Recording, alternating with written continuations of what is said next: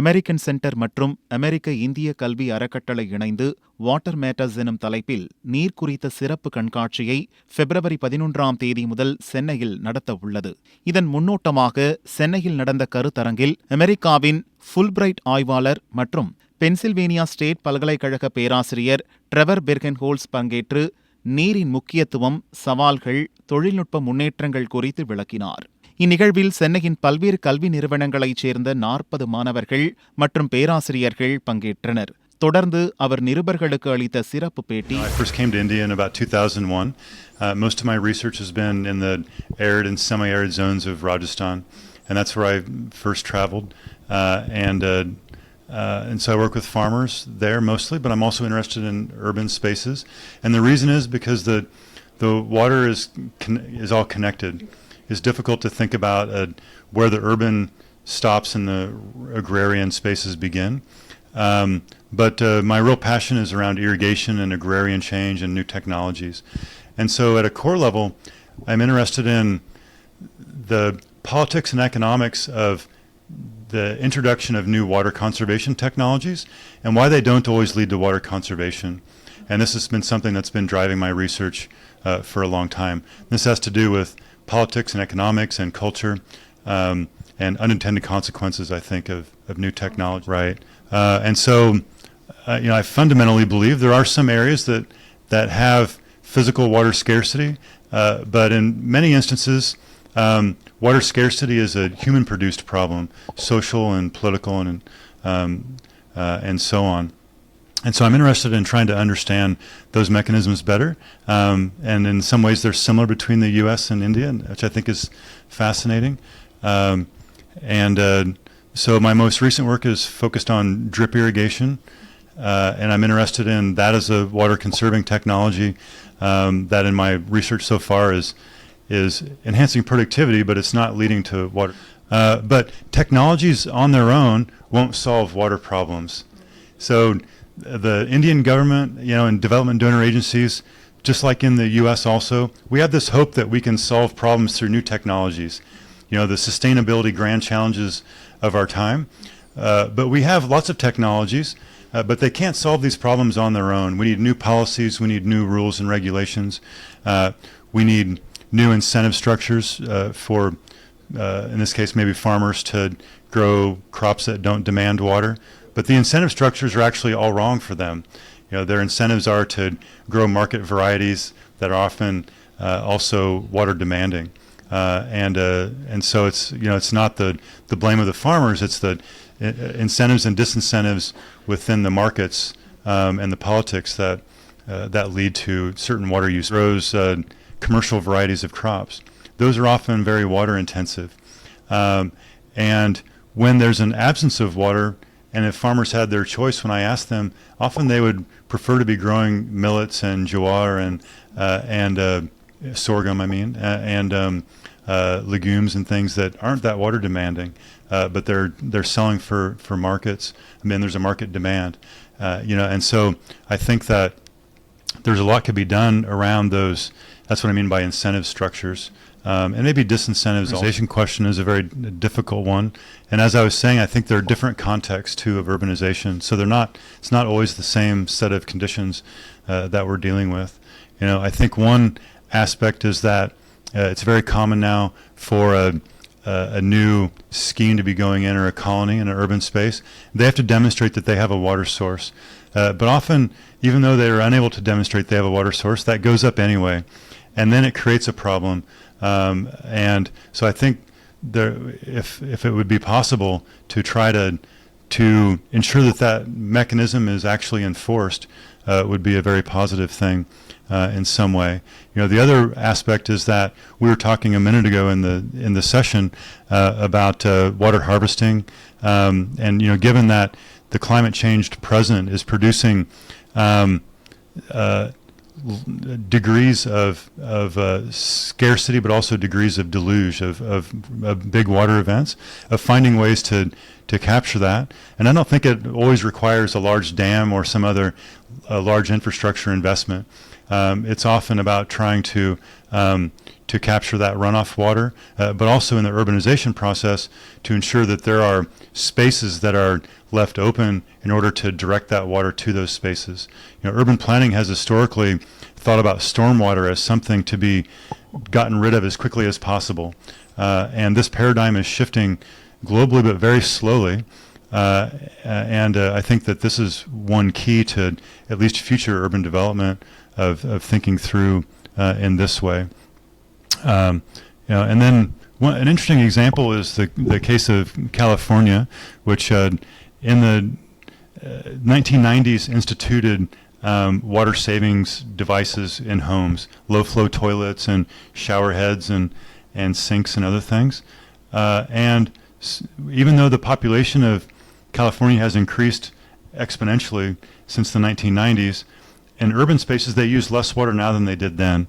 And so I think there's a lot that can be done through these individual bases in homeowners and hotels and government offices, and those commercial establishments could lead the way in those kinds of small savings that tend to aggregate.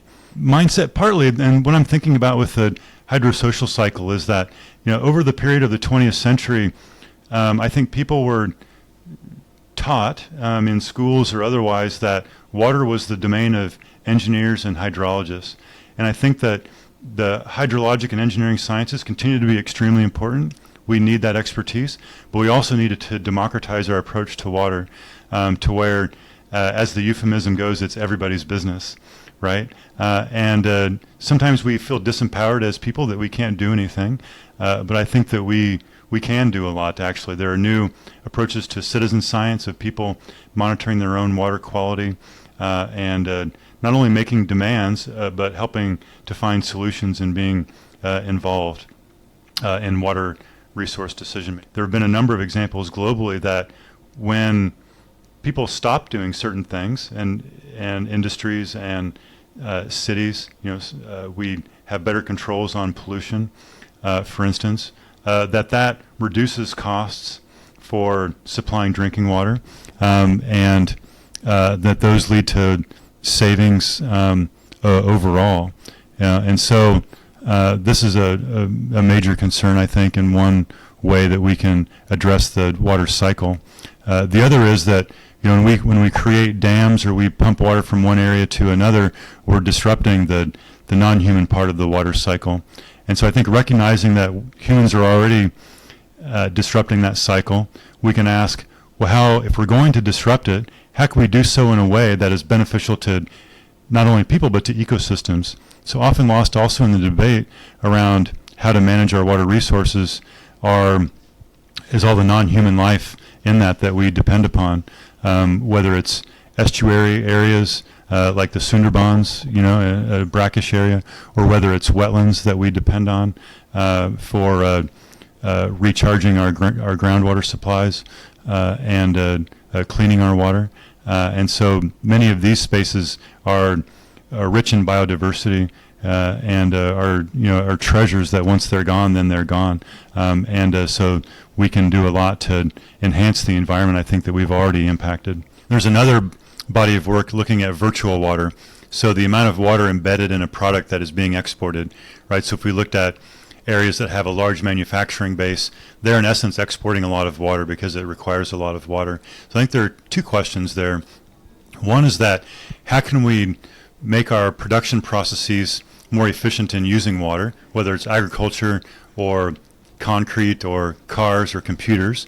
But then second, what would it look like globally to have areas producing things perhaps that were more in line with their local ecology? And so I think global trade is a very important thing, and it's been important for global food supplies and food security. I think we should keep doing this. But we have some areas that are very arid, that are growing water demanding crops. We have areas that have a lot of manufacturing that don't have the resource base. So I think one question globally is how can we bring into alignment the where and what we produce with what the local available resources are. And so this would be a way then of being able to have a water footprint or a carbon footprint on a particular product or something that someone consumes that could be radically different from place to place. Again, we could have incentives to lead to better production processes. Right now, they're really not in place. If it's good for the economic bottom line, we tend to discount the environmental bottom line, and that there's good natural resource economists who have theories and approaches to enable that to happen, to bring those two into alignment, but they're really not being done in the public sector yet. Question with RO is historically it's energy intensive, also produces some waste byproduct, but also depending on the person's diet, it takes all the minerals out of the water also. And so that can be a problem. I think that most studies have shown that if you're drinking only RO water, then you also need to be taking vitamins because the naturally occurring minerals in water is gone with that. UV is a bit different. It just kills the microorganisms. I think it's a very good technology. Can also be used with solar power. And so that if we could spread that technology, could be very good in eliminating diarrheal disease, especially around the monsoon season when it really spikes. And so that could be a very good thing. I think, one approach globally to water supply has been, the gold standard has been to have a centralized supply and connecting all households through pipelines as a public health question. I think that now that we're in 2020 and that's not happened, I think we really have to rethink our approach to supplying large population centers, urban spaces, but also places in rural areas that have not been benefited through piped supply. So what does it look like to have a lot of individuals supplying their own water, or through tankers and other various means of informal means, through jugaar, right, as people say, through makeshift. And I think then that UV and some of these other technologies might be very important for that. Is it a long-term solution? I'm not sure, but certainly as a human health benefit, then this needs to be considered. With solar voltaics as an energy source, and also the technology on the membranes for desalination and also for reverse O has really expanded, and it's getting better all the time to where it's less energy intensive and the membranes last longer. So I think that the need is there, will drive the innovation to a large degree. I think there's also part of me that thinks, well, that's an end use solution. So we would call it a downstream solution. What's the upstream solution? And thinking about saline water is one thing, but for using reverse O because water is heavily contaminated, that's another thing. So what can we do to reduce contamination? And like I said, that's often cheaper if you just look at it in an economic sense than so enhancing water quality before people attempt to consume it is a better solution than dealing with it at the point of use. Often it takes more work and more effort, but then also that has positive ecosystem functions as well.